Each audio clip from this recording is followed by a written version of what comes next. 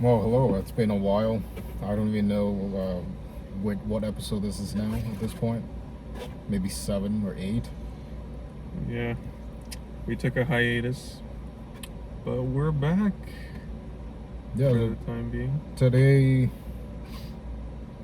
think we're gonna talk about how high schools never prepared us for adult life, especially when it comes to like money and budgeting. We never really learned uh, like how credit cards is not like just a card that you can use and spend as much money as you want. You're technically using money that you don't have. You're spending your future kind of thing, and you can get into debt really easily. And I actually have. Yeah.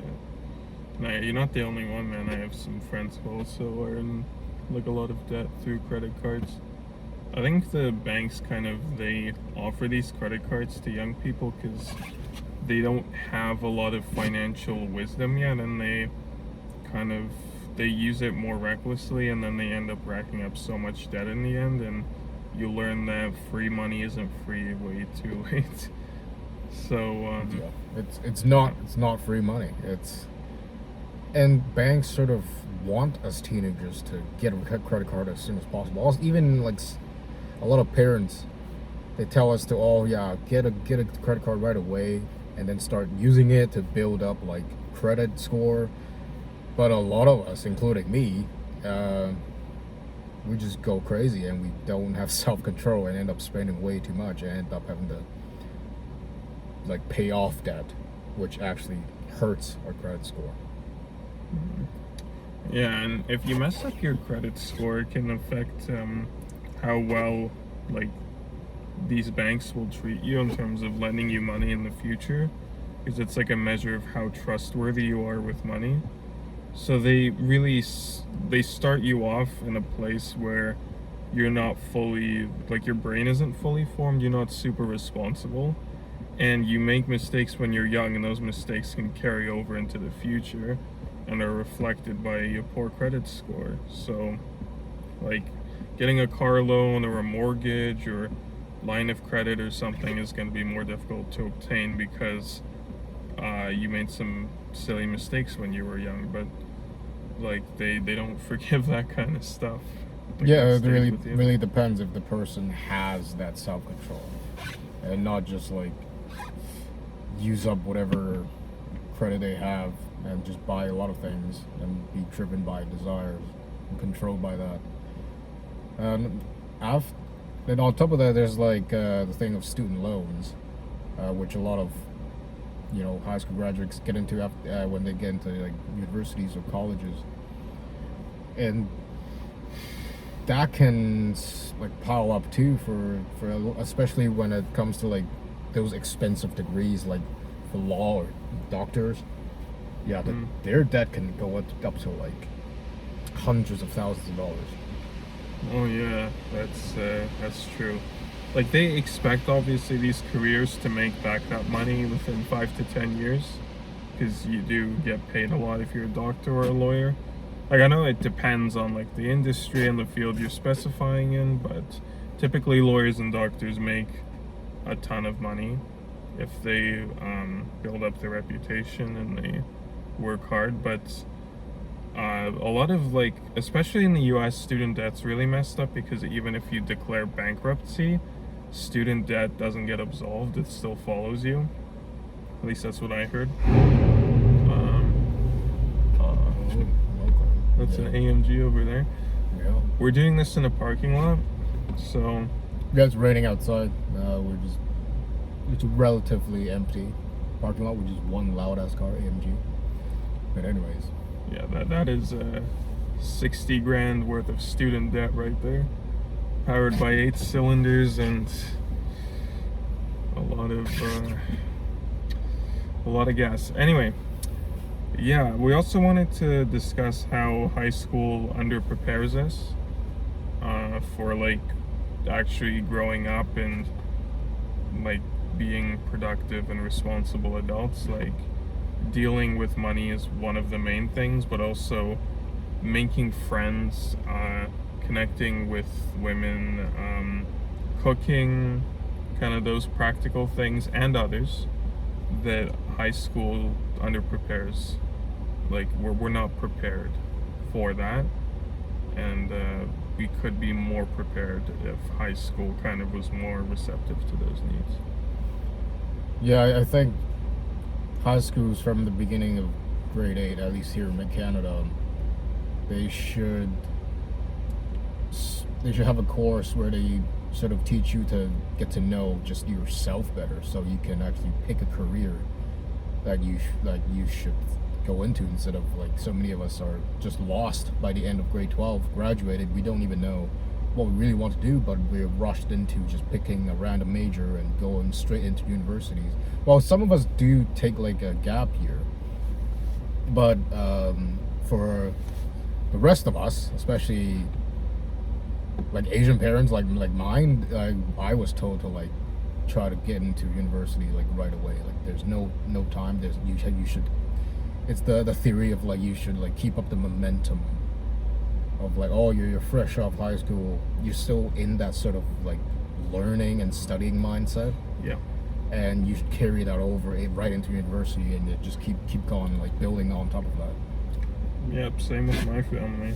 But then what ended up happening is I did go straight into like this aerospace kind of like aircraft maintenance program in BCIT here. I kind of went into it because I used to go to like air cadets as a kid for like around 4 years. We did learn a little bit about like planes and ground school. Ground school is kind of like what you have to learn if you want your pilot's license. I got like a little bit of that. I wasn't even sure if I was interested in planes actually. I just didn't feel like it made sense to go into like some sort of airplane related career. But then I never finished that program, and then I tried like culinary program and went working in restaurants for a few years, and I still don't really know if I liked it. I also tried like a massage therapy school. Just all over the place, and I still don't really know what I should be doing. And I've done random jobs here and there, like extras work, some like general laboring, like construction work. I've even done like work as a flagger. You know, the people with like the stop sign on traffic. Oh, like the traffic control person. Oh, like I know the people who work near construction yards. They have the stop sign and then the slow down. Yeah, like you did that? Yeah, I've done that. Shit, how was it, man? It's sketchy. Oh. It's very sketchy. That depending on the road, how busy it is. Sometimes you just get like just crazy drivers that like ignore your stop sign. They just go right past you. Shit. But it's not even for my safety. It's for like the rest of the people on the road. Yeah. But yeah. Anyways, yeah. School did not prepare me for like picking a career at all. Yeah. And what's your experience? With like straight out of high school, you mean? Yeah. Well, same as you. I went straight to uni. I think I did. Yeah, I did accounting at KPU. So it was a Bachelor of Business Administration with an accounting. Like at SFU, they call it a concentration, but it's like a major basically. And that thing's nice, isn't it? Oh, the paint job's got like a glowing, like a bat wing. I don't really get the yellow though. If it's a silver car, you should just keep it as is, you know? Yeah, I don't know. Well, there he goes. Yeah, so I went to KPU for a while, and then I felt a little bit disillusioned, like, is this what I really want in life? And then I was kind of exploring the world of dating as well, and, you know, some things kind of fell through for me, kind of balancing those. So I kind of took a bit of a gap year from that after a while to just, like, really look if this is what I wanted. Did I want to be an accountant? I wanted to, still want to, become a CPA, but at KPU, I'm like, is this the right institution for me? Is this the right program? Like, what else is out there? So I did some DoorDash, then I worked at Starbucks for a bit, and then I worked at Urban Fare, did a bunch of roles there. Meat department was by far my favorite, so shout out to Urban Fare Alberni. They have a nice meat department, definitely check it out. Yeah, I've heard Dylan's story working at a Fresh Street. He also worked in the meat department. It was like also pretty great. Yeah. He thought about becoming a butcher, actually. Oh shit. Yeah, because Fresh Street Market, they train you from like an assistant right into like a butcher. You can get the Red Seal and everything. Oh, you get a Red Seal? Yeah. It is considered a trade. Ooh. And like the beginning starting pay rate is like 35 plus per hour Man, as a butcher. Which is pretty good. starting. Yeah. You probably get up to 50 if you work. Yeah, I don't know how far you can go, but Sky's the limit. What if you open your own butcher shop? Huh? that's kind of risky opening your own butcher shop, because I have seen, especially in West Van, like a lot of those mom and pop butcher shops have closed down over the years. Yeah, Like shit. you just can't compete with chain. Yeah, well, if you can't beat them, join them. Yeah. Yeah. Plus, you just work at a big ass grocery store. You just get the benefits and everything. You don't have to worry about running your own place. Yeah, like it's lower. Being an employee means there's a lower earnings potential, but the risk is much less. Much less, more stability, and like it's usually there's a union, I think. And if it's any decent place, Urban Fare has a union. Yeah. I'm sure Fresh Mhm. Street too. A union is kind of a pain in the ass for upper management and people like a lot of shareholders and people who are looking at profit and productivity. They're probably not really huge fans of unions, but if you're a worker and you're part of a union, you got to lean into that. That's a strength, especially for you, because you can kind of take it. I'm not saying you can be lazy and let the union take care of you, but you can breathe a sigh of relief that you don't need to be fighting for your job 24/7, which is what life is like outside of a union. So that's worth understanding. But yeah, back to the story. I did some work, did some self-reflection, and I decided, man, nobody really like, and this is not a dig against KPO. I think it's a fine institution, especially the Richmond campus. It's a perfectly great place to start. Classes aren't too big. It's a fairly welcoming And my community. campus was in Richmond too. Shit, me and you are Richmond. Yeah, the BCIT aerospace campus is in Richmond.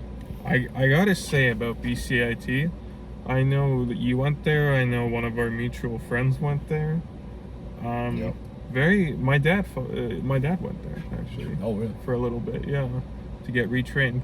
Very respectable institution. Yeah. Very solid name, good degree, good education. So I've always kind of respected people who choose trades because it's definitely an underrated thing. That it's an underrated field. Hey, that's I'm wearing been blue neglected. collar. You know what I'm saying? Yeah, blue hoodie. represent. A blue hoodie, man. Yeah, exactly. Blue collar with the camo pants. You guys can't see it, but he's got camo pants. I've got some That's why I couldn't sweatpants. see it. Oh, It's because it's camo, and also because the camera angle's a little Yeah. higher. But yeah, anyway, let's move away from pants now. But back to, you said the shareholders. You mentioned shareholders one. Well, yeah, just regarding like unions that Yeah. Well, I want to touch into like how schools never teach you how to invest. That's a big one. Oh, that's- You can't rely on just your job as your main source of income. Like you have a lot more knowledge about that. I have a little bit of like foundational knowledge about like, I guess we call that financial literacy, a little bit about that. So knowing a little bit about how the capital markets work, basic fundamentals of investing, like diversifying your portfolio, that's a big one. Kind of planning your future out financially, having a budget. I find that for those who invest long term, they don't need to take money out like at a specific date, but it's just like a longer 10, 15, 20-year horizon, or hell, maybe until retirement, if that's still possible. Yeah, you can take on much more risk, because that doesn't mean you can invest in some shitty penny stock and then expect to be a millionaire when you're 65. But if you invest in like more aggressive funds that are managed, like an index fund or like a portfolio, something like that, those funds will have more volatility, but their average growth rate will be, if they're well managed, usually higher. And the thing about like the banks is that they will give you interest rate of 0.5%, at most 1.5% annually, and they expect people to shit themselves and to think this is the best thing in the world. But that doesn't even beat inflation.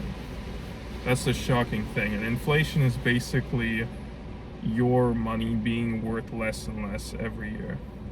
Yeah. And it doesn't offset that. The savings like savings accounts, even if it's like a high interest savings account. High interest. Yeah. 2%. Whoa, wow. Those are only good for emergency funds. And that is like, I think emergency funds are more important before you even consider starting an investment, making like buying stocks or whatever. Yeah, you should have like the rule of thumb is like 3 to 6 months worth of spending money in your emergency fund, and definitely don't just use it up on a whim. Use it up to buy food in case your parents kick you out and you're on Hastings Street. That's what it's for. Yeah, that's basically it. The emergency, or like whatever medical emergency, or like your car breaks down, or you need a whole engine overhaul that costs like more than the car's worth or whatever. I just take the fucking bus at that point. Yeah. I'm like, fuck it, man. Yeah. But they don't teach us this in high school. Yeah, That's our main everything I know is mostly learned from, not even from schools, it's from YouTube and AI, ChatGPT. Yeah. It's like funny.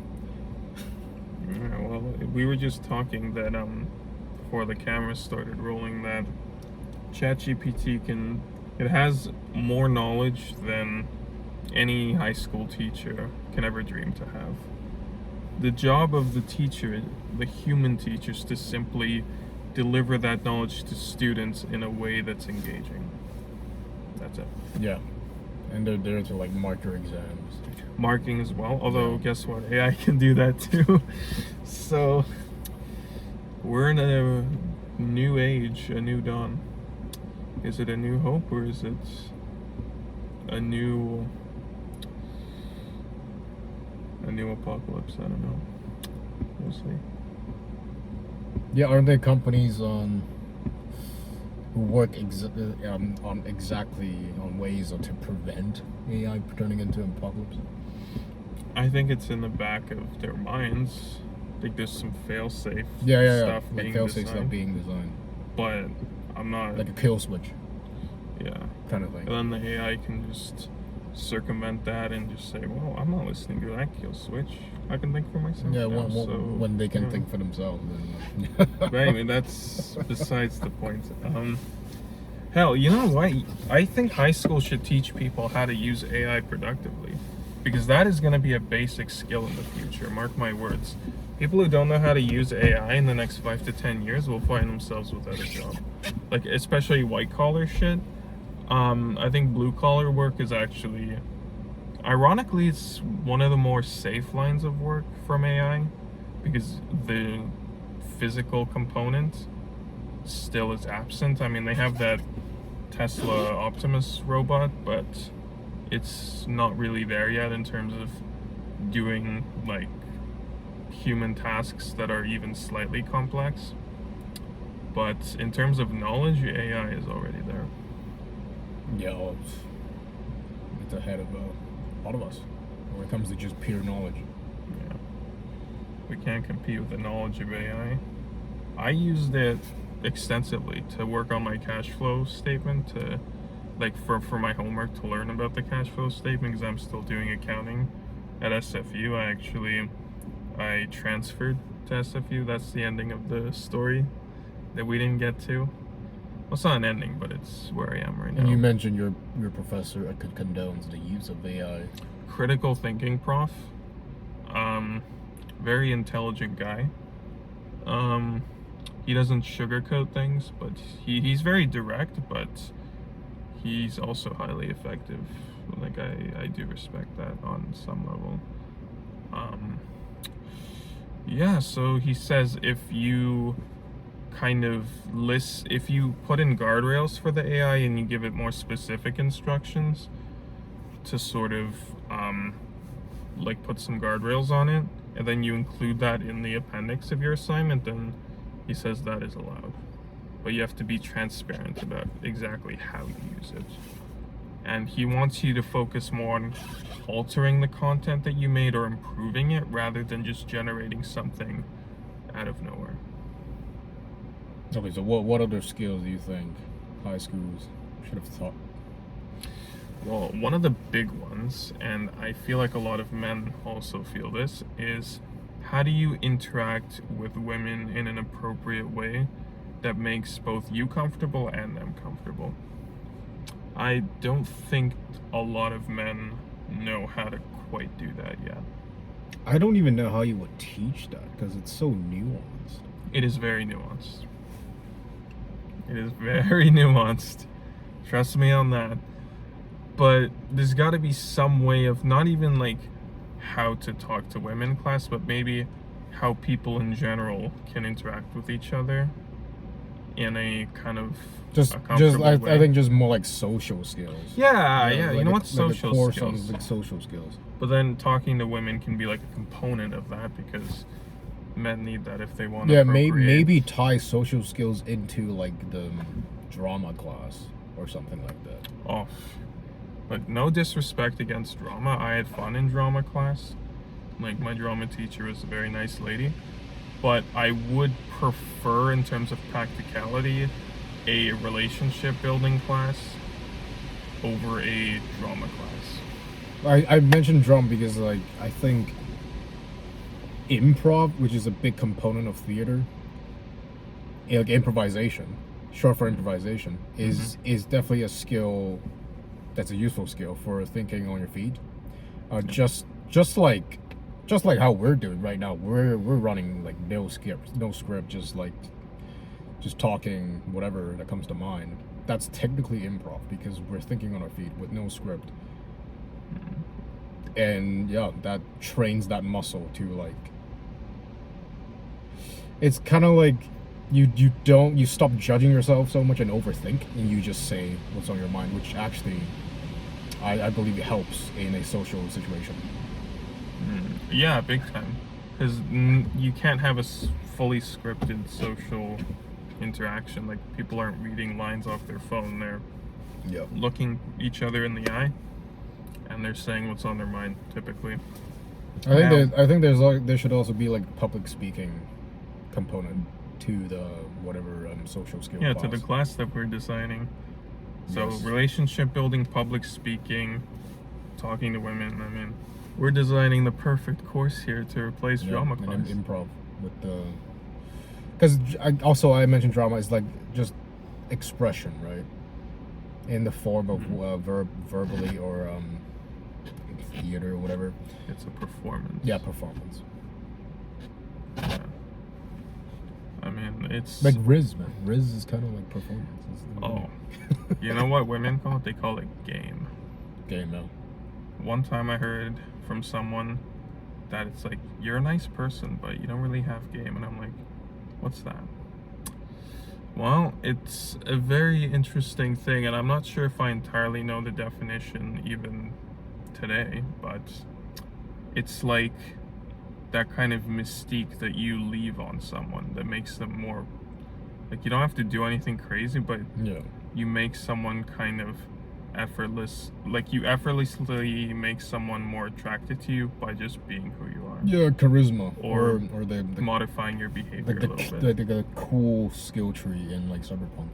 Yeah, you Yeah. brought it back to my Yeah. favorite game. Exactly. Actually, side note, Cyberpunk 2077, one of my favorite games of all time. It was released as a kind of a it wasn't released in a good state. It had to be in the oven for at least another 2 years, but they patched it up and now it's a masterpiece. So definitely check it out. They have the Phantom Liberty DLC. I haven't played it, but even the original story and all the shit you can do in there, well, that's hundreds of hours of gameplay. Like, trust me, guys, you gotta check it out. Are we sponsored? No.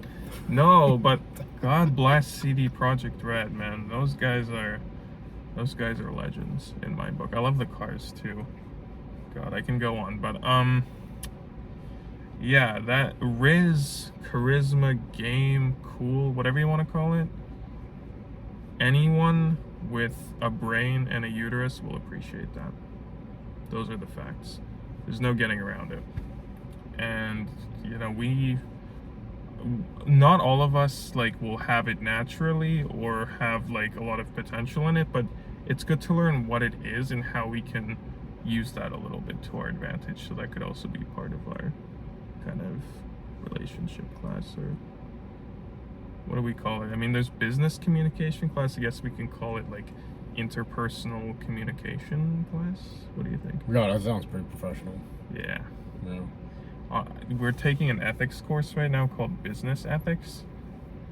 I mean, the lady's nice, but if we could just put that on the shelf for a bit and we could take this class. What if we actually made this course?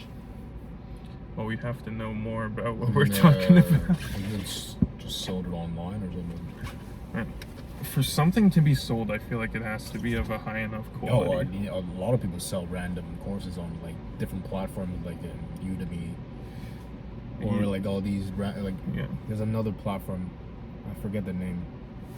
People are selling random courses for like as low as $5 each, to like fucking 700 or like 20 grand for like a random online course that's just like, especially with like these life coaches or like this, Like the Andrew Tate courses. yeah, life coaches or like these gurus, self-proclaimed gurus that sell these stupid courses. Tai Lopez. Yeah, Big name in guruing. Yeah, that kind of stuff. Like people buy it, so it's not value; it's like perceived value. Just here in my garage, in my Corolla. Yep. Well, your Corolla. No, that was just a reference to one of Ty's first commercials. What was his So, yeah, course I lost- called? 67 steps or whatever? Yeah, Something 67 steps to make you a professional Rizzler who has a bookshelf and Yep. is proud of it more Right, than a his rented Lamborghini. Lamborghini. And a rented mansion. Yeah. It's and then it's a galaxy brain sort of idea. That's something have an high schools obnoxious don't teach you. mansion. Like all these like ads on the people who look like they're rich. A lot of the props, like the Lamborghinis or the It's mansions, are rented. Yep. Big spoiler alert there. But when you're 17 and you're starting to look at your female classmates and think, man, I'd like to tap that. You look at your Instagram reels or whatever, and you see Tai Lopez with his Bugatti, and you're thinking, damn, like this is, or Andrew Tate, like, well, Andrew Tate actually owns that, I think, but with like a lot of the other gurus are like, they rent this shit out and then they sort of pose with it to prove a point, like I'm rich, I'm successful, you should listen to me, and then they give the keys back to the real owner who has a lot more better shit to do than to pander to high schoolers, and yeah, that's how they pull people in. Maybe this should have a high school course called Sad Truths. Yeah. The dark truths. Dark truths, sad truths, life truths. I think life truths would probably be a more palatable name. Yeah, for but it. I think that's just something you learn as you live. Yeah, like, I think one of the things to emphasize is you can't put everything in a course and expect people to learn it, Yeah. but to at least get people familiar with that concept and give them some basic warnings, even if they take some of it to heart, could really change the trajectory of people's lives in these Yeah, I have ways. to emphasize, like, a lot of lessons are learned from making mistakes. Most lessons are. But sometimes you can at least give people a warning, right? Yeah. like it's not like everything from high school that we learn we just ignore and then we live our own lives and that's it. Some stuff sticks. Some stuff sticks. Otherwise, high school wouldn't Like exist. what? Calculus? Um, When have you ever used calculus or even pre-calculus? Yeah. Well, I did some pre-cal in university, like the derivatives, the very basic ones. I haven't really had to use that lately, to be honest. Even with accounting, people think, "Oh, it's so much math." It's not so much math; it's so much rules. The math is basic: plus, minus, times, divide. Tell this to everyone. Like that's most of the math you're using, even in the more advanced stuff. It's more like laws. Yeah. Yeah. And sort of formatting. You have to. Excel. Well, Excel's a huge thing in accounting. Oh But yeah.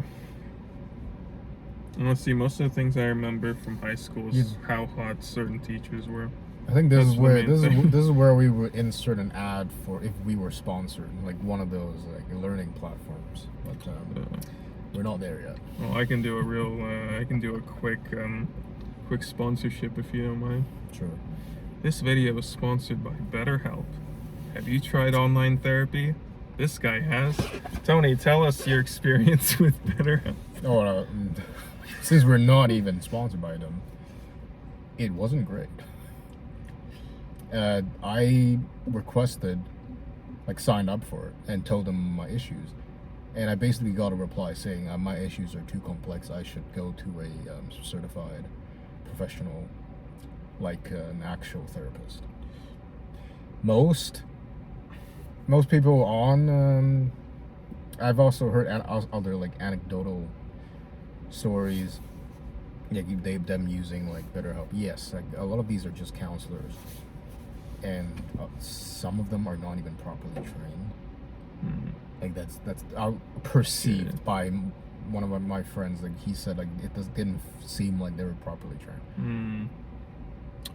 I mean, it's supposed to be accessible, so they're gonna cut some corners, obviously. But yeah, if you wanna talk to someone about your issues, just find a good friend. If your shit is severe, talk to a real therapist. BetterHelp is a very weird niche. It's like if you don't have a lot of friends who are willing to hear your shit and you're willing to pay for Yeah. a kind ear, then Yeah, sure. just want to blow off some steam, Yeah. rant or something. If you can afford it, BetterHelp is great. go for it. But Do you have like actual diagnosed disorders or PTSD, that kind of stuff? You want like psychologists, psychiatrists, psychotherapists. all the psycho stuff. Yeah, That's what all you want. all that. Yeah. You get what you pay for. Yep, exactly. What else should high school teach? I mean, we haven't touched on like I guess cooking or meal prepping. Like that because we touched on how to like make more money and invest and that kind of stuff, but how to save money, and one big component is like cooking your own meals instead of going out to eat every goddamn day. I've done some cooking lately. Spring rolls in the air fryer, frozen Oh, yeah. at Costco. That's Yep. the cooking that I Yep. like to do. Costco, buy your stuff at Costco, like wholesale. hmm It's a lot cheaper, bulk. Yep.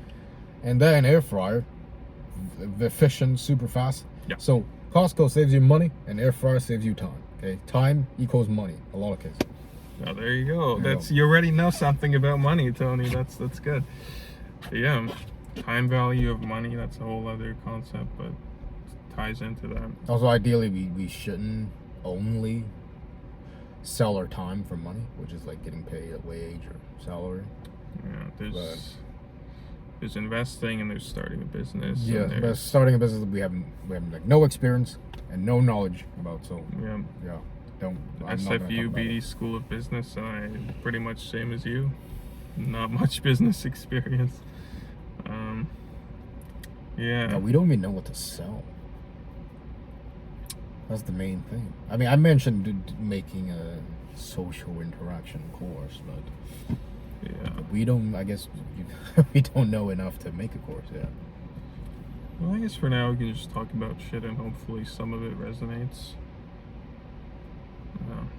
I mean, I've seen courses where it's just like 5 guided meditations, and they're charging like $80 for it. We have meditations in our ethics class. Should record it and then sell it. I just pull my phone out. Yep. All right, put your hands together. You know, I don't want to shit on meditation because I feel like it does help. Yeah, Like, it does help for people. mental health and like focus. But like in a business class, I feel like it should be more of like a personal wellness class that should be an optional one that Yeah. they can offer. Meditation should be part But- of like health and wellness, not like business. It's like I understand how it can benefit business, but I feel like it's kind of separate still. And to make it mandatory and have someone lecturing at you about ethics, and even if they have good intentions, which I'm sure she does, but it just feels like a bit of a slap in the face when you're being billed for it. You took foods in high school, like some sort of food course. Yeah, I took textiles too, actually. Now that Did you learn anything about nutrition? Nope. That's another thing. I think I was just too busy. Just basic nutrition, and yeah, that high school should teach. I think I was busy just bickering with some people, so I didn't learn much. But then when it comes to nutrition, I also everybody's different, so yeah, that's kind of hard to teach. Like the standard food pyramid is like You know, RFK's changing that up, actually. yeah, it doesn't work for a lot of people. Yeah, I mean... And there's so many diets out there now. Oh, dude, I heard... You know this Benjamin Bickman guy? The keto guy? Yeah.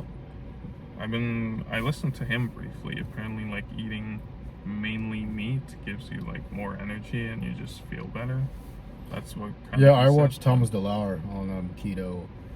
I've also seen like a lot of like content on carnivore. Carnivore's a bit much, honestly. I mean, I love meat, but like... Hey, Joe Dispenza, not Joe Dispenza, Joe Rogan. Joe Rogan, hey, he tried carnivore diet. He the king of podcasts. He did an Yeah. episode. He did an episode talking about carnivore diet.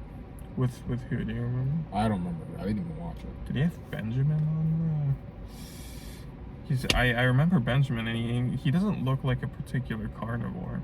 Jordan Peterson also tried carnivore, Oh. along with his daughter. JBP, that's Canada, baby. Although he's in the US now, unfortunately. Yeah. All of these guys with their podcasts, and everybody knows their name. It's echoed across many podcasts, not just our humble little show here. And it's just wow, like Yeah, well, they have a lot of amazing. like famous guests. that is a part of it, but they wouldn't have those famous guests in the first place if they weren't influential or interesting or engaging themselves. Yeah, for sure. Like, I've been watching a lot of Theo Vaughn's podcast. Do you know who that is? I know the guy, but I don't really watch his content. He also had some kind of struggles with his upbringing, so he talks about that very openly. He's definitely worth checking out. He's got a lot of cool people on there, and he has a pretty authentic way of expressing himself, and he's kind of vulnerable on there, but like he can be stupidly funny So sometimes. what does he usually talk about? Just random shit. Like what we're doing now, but on a more refined level. I mean, he's a comedian. So he'll throw in some jokes. No. We'll have this pretty snazzy intro, and instead of me and you, it'll be him and... I think he talked to Jordan Peterson as well, even though they seem kind of like polar opposites. Oh, I think they are. Yeah. But the fact that he had Donald Trump on, he had Jordan Peterson on, and then he has Gabor Mate, and he was gonna have Tim Walz on there. Gabor and then, Mate's also, he's from Vancouver. oh yeah, he worked in downtown East Yeah. Side. I actually discovered him through my ethics class. No, really? Yeah. God, I went through this rabbit hole of just watching him on podcasts very intently, and he like talks about how the way that we're treated in childhood really influences us for like throughout our lives. And Yeah, I've seen a lot of his stuff, but he never really provides a solution. He only talks about how a bad childhood can mess up your health and relationships, and it cause autoimmune issues or cardiovascular issues for men. And yeah, just like a lot of like bad news, but not really a solution. I think he has a few books out there. I've read like When the Body Says No, and Oh shit. yeah, it's just a lot of he ties a lot of like how trauma causes all these different kinds of lists of like So it's more of like conditions. a proof book. Like, I know what I'm talking about. Yeah. Here's the details. And the only solution is like, it's so like general, like compassion inquiry, like okay. I think gratitude is also a very good thing to have on your side, but I'm not Gabor Mate. This is my own experience. Okay, one thing that is like makes sense is like wherever there's tension, that's where it needs attention. That's like one thing he says that like Cool. that makes the most sense, but That's catchy. it's also like very vague. It's super vague. If there's tension, it needs attention. Okay, Yeah. I'm paying attention to it. What? But then a lot of other I've heard therapists say like if you're at certain levels of trauma, like if you only focus on the tension, it doesn't like make it go away. It actually makes it worse because you're hyper focused on the tension. Shit, yeah. It does. Because like we're going on a tangent. Peter Levine, his idea is more like a pendulation, is like going back and forth. So it's not just like hyper focusing on the tension or the pain and the symptoms of your trauma. It's actually swinging between focusing on it and then looking at something else, like a picture or a piece of rock or something that's grounding on the external instead of hyper focusing on your internal environment. It's important, yes, like knowing whatever is going on in your body, but it's not just hyper focusing on it, because in my experience, definitely, yeah, I need to like switch my focus back to the external world to help me ground. Yeah. Like back and forth, pendulation, and titration. better. And then titration is the other idea. It's like in small pieces, small bites. So you don't get overwhelmed. Yeah. So you don't re-traumatize yourself. Yeah. Anyways, you can do a whole other episode on trauma. Yeah. That'll be. I have spent 8 years reading books and learning about trying different kinds of therapy. Yeah. Oh, and just trying to fix myself, but then you're not supposed to fix yourself. It's not a fixing thing. It's Is it more of an accepting thing? yeah, accepting is a big part of it. Okay. I mean, it sounds like you're kind of an expert on trauma, like not because you want to be, but kind Yeah. of because you have to be. Yeah, but whatever. This episode is more about. Well, high school definitely didn't teach you about how trauma affects your health And how to deal with trauma. Yeah, that's definitely. Yeah.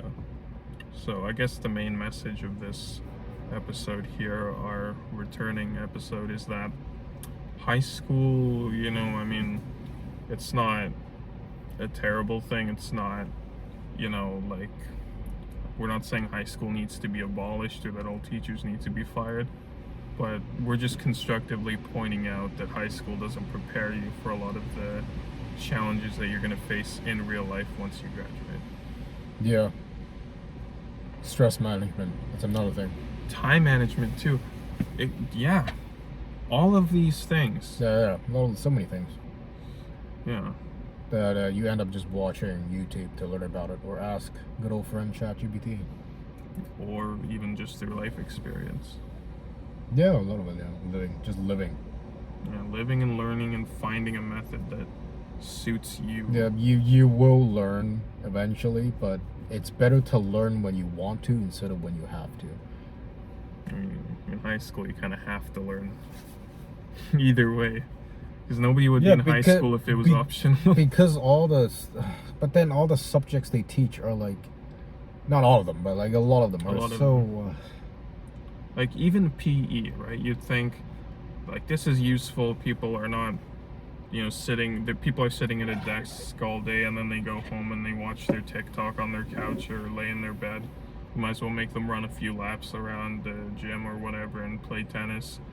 Which on the surface it sounds good, but like I feel like some of it could be more structured. But definitely having sports teams, huge Yeah. up, huge That's positive. a good. That's a good. Thing. That's team building, relationship building, athletics, resilience. These are great things. And Huge respect, yeah. It still goes back to like helping you find out your passions or what you should be doing for a career and interests, even like when it comes to sports. Yeah. Sports is it's one of those careers where it's like you have to be in the top 1% of the top 1% of the top 1%.